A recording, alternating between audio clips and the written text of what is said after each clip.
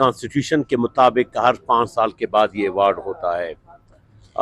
جو ہمارا due right ہے کانسٹیٹیوشن کے مطابق وہ بھی نہیں دیا جا رہا ہے. نہ نیا فائنانس جو NFC ایوارڈ ہوا ہے، بلکہ کوشش یہ کی جا رہی ہے ماضی میں عمران خان صاحب کی حکومت میں کہ NFC ایوارڈ کا جو فارمولہ ہے اس کو تبدیل کیا جائے. حالانکہ ہم اس موجودہ فارمولے سے بھی مطمئن نہیں ہیں. اس لیے آپ کو بخوبی علم ہے کہ NFC ایوارڈ کا 82% صرف آبادی کو جاتا ہے، اور جو ظاہر سی بات ہے کہ پنجاب کی آبادی اس وقت 50% سے زیادہ ہے، تو 82% میں تو 50% ویسے بھی NFC ایوارڈ کا فارمولے کے مطابق محاصل جو ہے نا وہ پنجاب کے حصے میں جاتی ہے.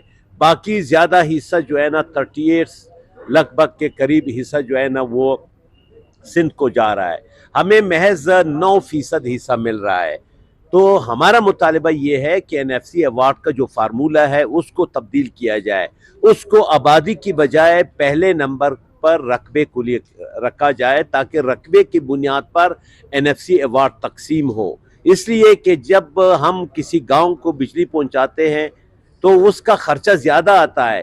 پنجاب میں آبادیاں نزدیک ہے، وہاں روڈ جو ہے نا ہم ایک گاؤں کو روڈ پہنچاتے ہیں، اس پہ 10 کروڑ روپے خرچ آتا ہے. اسی روڈ کو آپ بنائیں گے پنجاب میں تو اس پہ 5 کروڑ روپے خرچ آئے گا. ہم جب بجلی پہنچائیں گے گاؤں میں تو وہاں پر 50 کھمبے لگیں گے. لیکن پنجاب اور سندھ کی آبادی بہت نزدیک سی آبادی ہے، کنجسٹڈ ہے، تو وہ آبادی جو ہے نا اس پہ کم خرچ آ رہا ہے. تو ہمارا مطالبہ یہ ہے کہ NFC ایوارڈ کا فارمولہ سرے سے تبدیل کیا جائے، اور اس میں پہلے نمبر پر رقبے کو رکھا جائے، پسماندگی کو رکھا جائے، اس کے بعد آبادی کو رکھا جائے.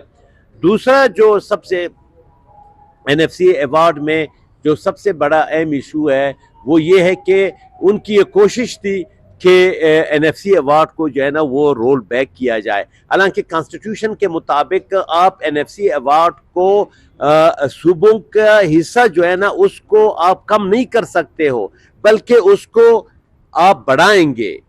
یہ کانسٹیٹیوشن کا ورژن ہے، پروویژن ہے کہ صوبوں کا حصہ آپ نے بڑھانا ہے، کم نہیں کرنا ہے. لہذا بحران اس لیے ہے کہ سیلاب آیا، سیلاب سے بڑی تباہی ہوئی، لاکھوں گھر متاثر ہو گئے، زراعت ہماری تباہ ہو گئی، فصلات ہماری تباہ ہو گئی، باغات ہمارے تباہ ہو گئے، لائف سٹاک ہمارا تباہ ہو گیا. یہ اربوں روپے کا ہمارا نقصان ہوا ہے، جس کا آج تک ایک پیسہ جو ہے نا وفاق نے ہمیں نہیں دیا ہے.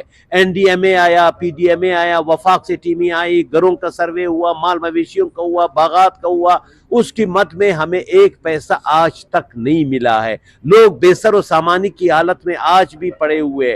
آپ دور نہ جائیے، اناوڑک ہمارے نزدیک ہے، اس کا نقشہ ہی تبدیل ہو گیا. اس سردی کے موسم میں وہاں لوگ بیچارے کہاں رہ رہے. پورا آپ کا نصیر آباد ڈویژن جو ہے نا وہ روڈوں پہ جو ہے نا 3-4 ماہ وہ روڈوں پہ پڑے ہوئے تھے. اب بھی وہ بدبخت جو ہے نا بیچارے لوگ کہاں ہیں، وہ کس حالت میں وہ زندگی گزارے، وہ ہم سب کو پتہ ہے.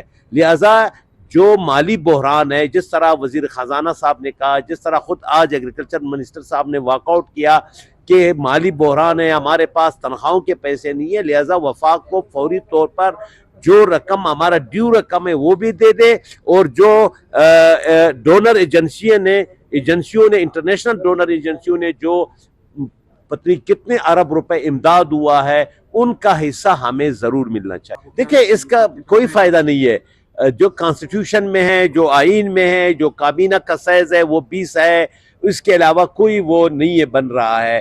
اس سے زیادہ خرچے ہوں گے، زیادہ گاڑیاں استعمال ہوگی، فیول زیادہ استعمال ہوگا، تو اس کی کوئی ضرورت نہیں ہے. جو کیبنٹ میں جو ہمارا کانسٹیٹیوشن میں پروویژن ہے کہ ہماری صوبائی کابینہ کا تعداد 14 جو ہے نا وزیر ہوں گے اور 5 مشیر ہوں گے، 1 وزیر اعلیٰ ہوں گے، اس کی کل تعداد ملا کر 20 ہو جاتی ہے.